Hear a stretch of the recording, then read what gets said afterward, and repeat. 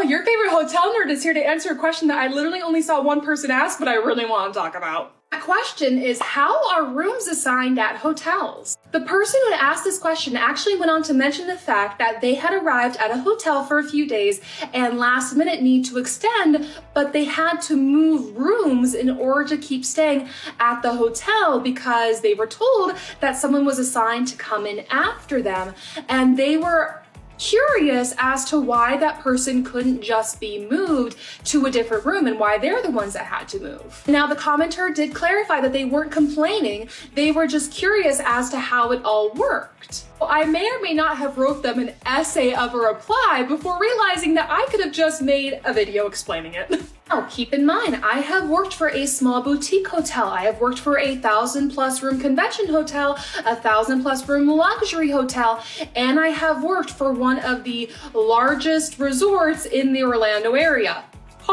Every single one of these hotels had their own operating system and their own system for assigning rooms. Now, at the smaller boutique hotel, it was actually up to the front desk agents to assign the rooms themselves. You would think it'd be the opposite, but actually when you work for a small hotel, you have a lot more responsibilities as an individual than if you were working as a front desk agent at a much larger hotel.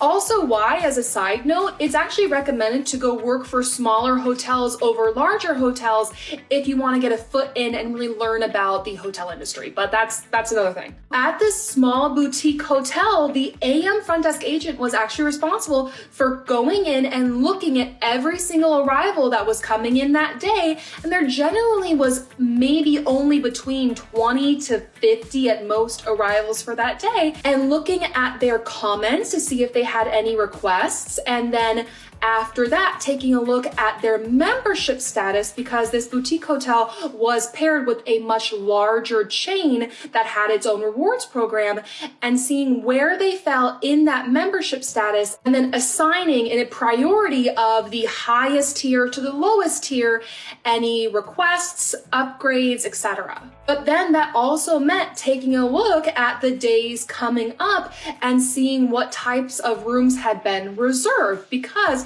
for example, I might see that we have someone coming in today who is super high up as a rewards member, and ooh, I can upgrade them to a suite. I'm gonna go ahead and do that. Here's a tricky part. You wanna make sure that when you give that upgrade, you're not compromising yourself later in the week. So let's say that that premium member is going to be here for 5 days, and when you go to assign them to an upgraded suite, sure, you have 2 suites available, but in 2 days, both of those suites are actually sold. So you have 0 suites in a couple days. Well, what you've done by assigning that premium member to that suite is you have put yourself in the negative in the future, and then it becomes its own whole kerfuffle. So assigning rooms at that hotel was like a huge game of Tetris, and we were always trying to make sure we weren't messing it up. Now, when I worked for a convention and a luxury hotel that had about 1,000 rooms apiece, I wasn't in charge of really doing any major room assignments. It was actually an entirely different position at the hotel that handled a lot more of the behind the scenes things, and the front desk agents were mainly just in charge of checking people in and checking people out. Sometimes we were asked to help fill holes. So what that looks like is, let's say room 301 has a guest staying in it for 4 nights, it has a 2-night gap, and then it has another guest assigned to stay in it for 5 nights. We were asked to help try to fill those 2-night gaps. We would mainly do that by not assigning people who were staying for only 1 or 2 nights and asking them their preferences upon check-in. Like, did they prefer a view of the golf course, or did they prefer a view of the pool? And then we would try to fill those gaps according to their requests. And then when I worked for one of the largest resorts in the Orlando area, where they had about 20 hotels within that resort area, room assignments definitely got a bit more complicated, but also more simplified.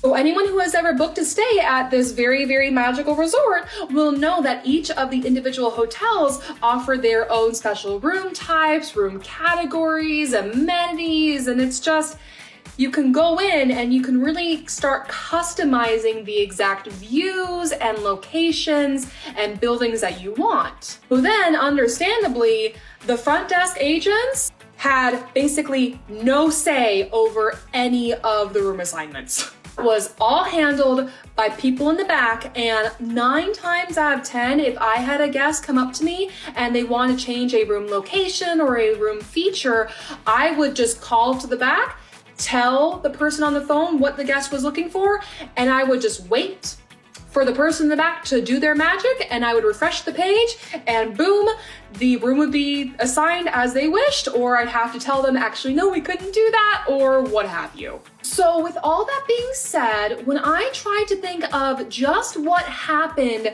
when that commenter said that they got to a hotel and need to extend and had to move their rooms, honestly, it could vary on a number of factors. I really have no way of knowing the hotel's exact reason for not being able to keep the commenter in the same room that they were already assigned to, but I would hazard to guess that there was a feature about the room, whether it was the king bed, the view, maybe the room type, that was not available for the days that the person wanted to extend to. That is just a guess because, again, hotels, like snowflakes, are all very different in their own ways. You would not think it, but there are so many factors that go into how hotels are built, what type of hotels are built, how they operate, the umbrella corporation that they may or may not operate under, and how that affects things, and it just, So I'm very curious for all my fellow hotel workers who work in that front office area, what is your room assignment system like? Is it something that you yourself handle? Do you have a team that handles it? Do you use a computer program that will assign rooms? Because I know that some people assume that it's all just an automatic system that goes in there and just assigns all the rooms automatically without anyone having to go touch it. But I don't believe I have ever worked for a hotel that has that sophisticated of a system. But yeah, I'm pretty curious. Please tell me your experience in the comments below. And thank you so much for watching this video. I know that it just turned into a whole ramble about my experience of assigning rooms at hotels, which I'm sure is a very niche subject that not many people are really going to care about, but I had fun talking about it, so here we are. Thank you very much if you watched anyway, and I hope you have a great day. See you in the next video. Bye!